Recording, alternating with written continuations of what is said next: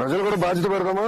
ప్రతి వారం నెలకు ఒక రోజు ఒక పూట పెట్టాలి సార్. ప్రజలు కూడా స్వచ్ఛ భారత్ పెట్టాలి సార్. ప్రజలతో కూడా మధ్యాహ్నం మరి ఇప్పుడు ఎండలు గట్టుకునే కదా సార్. ఉండే సార్. ఉదయం పూట ఒక పూట ఉదయం పూట ప్రజలతో కూడా మనం స్వచ్ఛ భారత్ చేపిస్తే మన పరిసరాలు మన పరిశుభ్రంగా ఉంటాయి సార్. అంటే దీని వెనకాల వెళ్ళే కష్టం కూడా తెలుస్తుందేమో.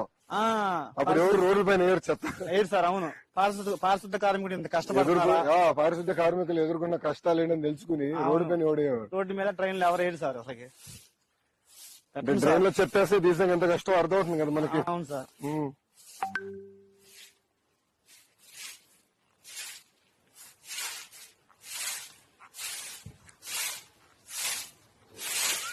ఇప్పుడు మనకు కావాల్సిన ఎక్విప్మెంట్ అంతా సరిపోతుందా?